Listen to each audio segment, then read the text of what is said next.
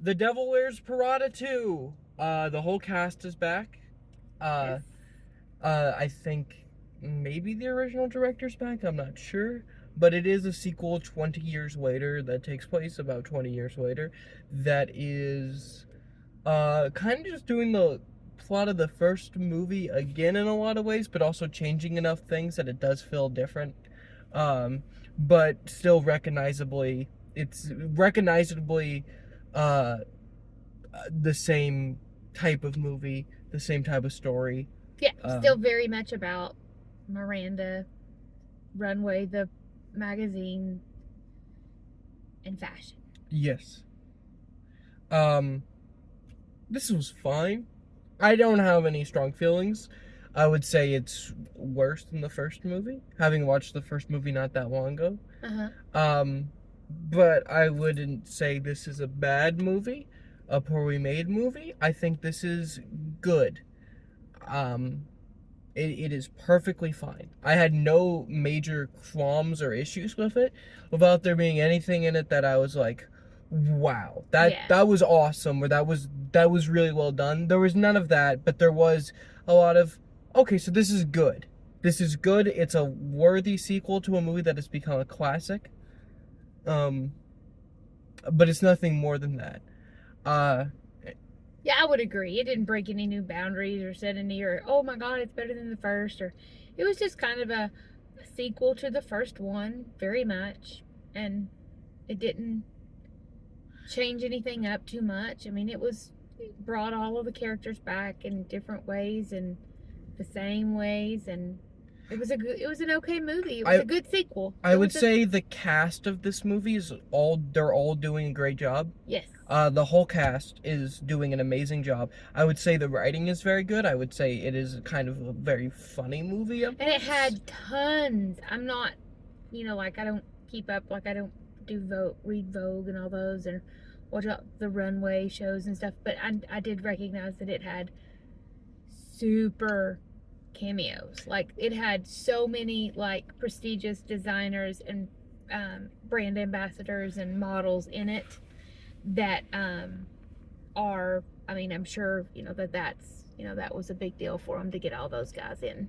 The only people I really recognized I recognized Caleb Heron, who has a cameo in this as one of the assistants in Meryl Streep's office, and I recognize Lady Gaga because she's Lady Gaga. Right. And I recognize Caleb Heron because I'm a big stand-up fan and I listen to his podcast and stuff. Okay. But yeah, it's good. The cast does a very good job. It's very funny. The characters are just as likable. So it's doing a good job for what it is. Yes. I liked it. Yeah. All right. So what would you give it? Well, no, I have negatives. Oh, okay, negatives. I have qualms. I do have qualms. I don't have any negatives. Because I don't feel strongly enough about the movie to have negatives. I mean, it was a fun watch. So this has the same problem that a lot of legacy sequels have that I've noticed.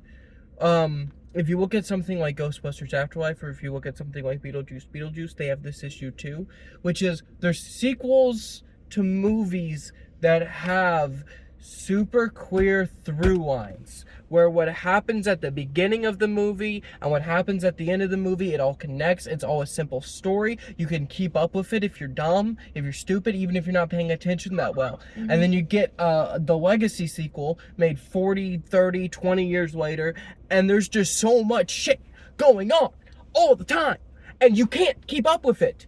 It's going too fast, and it's doing too much, and I sound like Jim Carrey.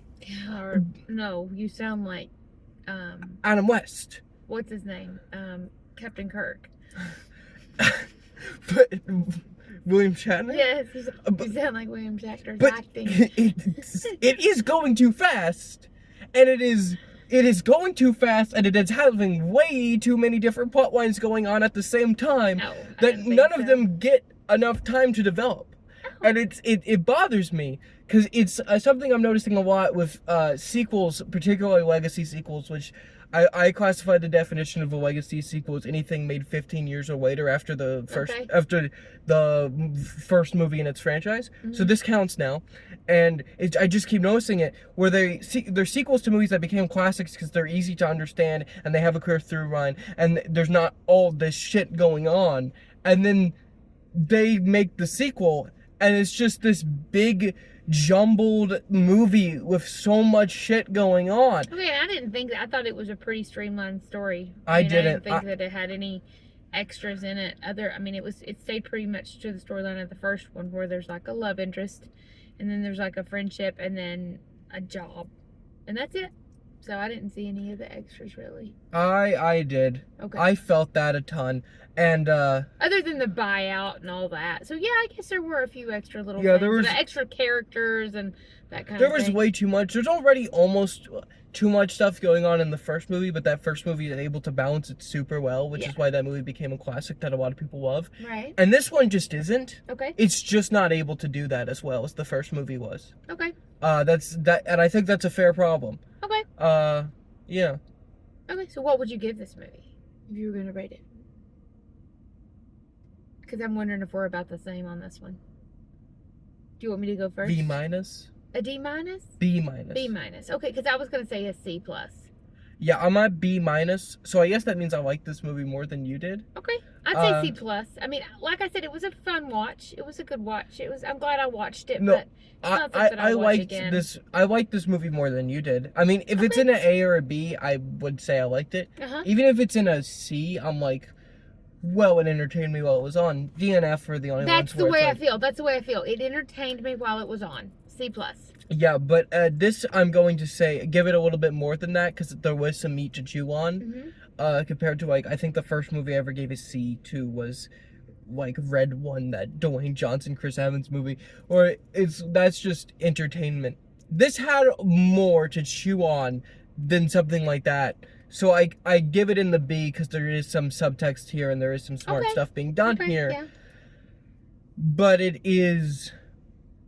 has so many issues, and I think I put the first movie in the A category, if not the higher B category. Okay. So yeah, this is a downgrade. Yeah. This is a downgrade. All right. So you give it a B minus, and I give it a C plus. Yeah. All right. Yeah, it was fun while I was watching it, but it's not going to stick with me for any reason. The first movie will. Yep. All right. That's what I got.